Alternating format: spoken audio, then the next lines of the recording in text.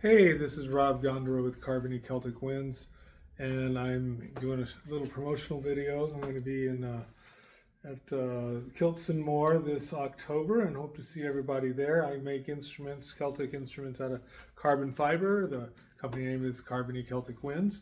That includes flutes, whistles, bagpipes, and even a didgeridoo or two. Um, I developed a way to process a synthetic carbon material to have the same density and fiber structure as African blackwood. So that's why it lends itself to all these different instruments. Some of my best sellers are these whistles. These are carbon fiber whistles. This is a one in the key of C, but I have them in all the keys. And then I also specialize in making some close spacing instruments. So we drill these holes at an angle and insert some carbon fiber chimneys. So the bottom of the hole's here, but you only have to reach there. So it means you don't have to have piper's grip in order to play these. It kind of makes this instrument much more approachable for people with either smaller hands or aging hands, or just people that just don't want to have to learn piper's grip. So that's another one you should try when you come and see me. And they go all the way down to low A. Also make flutes. So these are my, what I call carbon fiber optimized design. They're my two-piece flutes that are super lightweight, super in tune. They still have a big bore. You just don't need a lot of carbon fiber to support the material. So they're very lightweight and they're a lot of fun, and they come in all kinds of different keys. And then I have my thicker ones. This is a replica of a Pratten flute. So 1859 Pratten perfected flute from Terry McGee sold me the plans, and so I have a line of replica flutes that are much heavier. They weigh, because it's got the same density as blackwood. They have the same weight as a wooden flute would, and they have the same resonance. So it's a really nice sound. I'd implore you to try both my lightweight two-piece design and my three-piece Pratten design on the D whistle, on D flute as well. Also, we do incorporate for some of the flutes the chimney extenders that we were doing to make the spacing closer. So on all my lower, bigger models, you can always opt to have the spacing to be a little bit closer. So this is a two-piece flute in D that you're also going to be wanting to try when you come see me in October. And then I want to talk a little bit about some of the bagpipes that I'm making. And so we're going to move over here. I make some Highland pipes. And these are trimmed with some sterling silver trim. I can do the stocks in a couple different sizes. These are my smaller, lightweight stocks. You actually have to cut the bag to fit them in, but I do have some larger stocks. So if you want one that you can pop into your collared bag, I can provide this model with either form of stocks.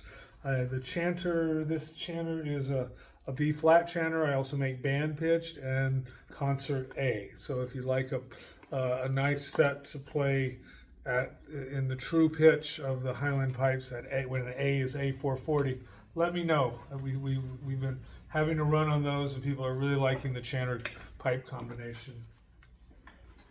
I also make Scottish small pipes. This is a bellows version of it. So bellows means that you won't be blowing in through a blow stick, but you'll have 3 drones that'll go across your chest like this. They each have valves, so rather than having golf tees that you put in, we have individual valves on each of the drones, which is really nice because it means you can shut them off if you don't want to perform with the baritone. The baritone does slide between E and D, and the other ones are going to be set to A. They can go as high as B. They can go as low as G. This one can go as high as F sharp. So you can, if you want to try different tonalities and play in G or B minor or stuff like that, the drones can support that. And there's a little chart I can show you in October when you come and visit that explains all that. But for playing traditional pipe tunes, generally want the 2 on A and the middle one, baritone, on E. But it's a Scottish small pipe. It's a quiet bagpipe that's true pitched, so that you can play with other people. I also make a D chanter and a B flat chanter.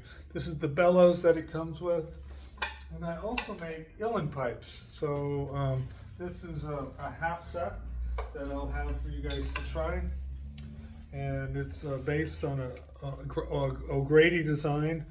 Rather than having a lot of metal tubes turning here, I have one piece of carbon with three different bores in it, so that the sound goes from here to here, back up to here.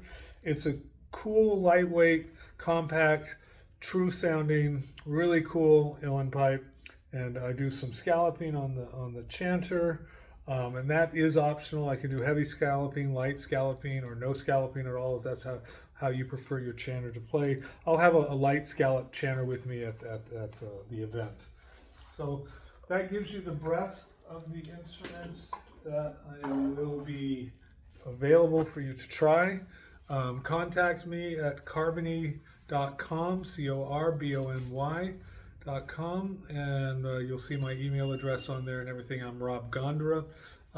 So if there's any perturbation or some instrument combination, I also make recorders. Oh, and I do have a didgeridoo. So this is sort of my top of the line super bass, super boom, and it's got the locking collets, so you can slide and play all the notes, and then it also disassembles for cleaning, and it gets very compact. It fits in my suitcase, so I will have it in October. You're welcome to come by. If you tune it to match your bass drone on your Highland pipe or your uilleann pipe, it's a real cool sound because it's actually an octave or two lower than that. So there's a lot of sonic space back there. There's a great accompaniment instrument for if you're in a band and want to add a bass to it and know somebody plays the didge or the trombone. They could probably pick this up pretty quick and play along. Anyway, hope you guys have a great time, and I'm going to see you soon. Take care and enjoy.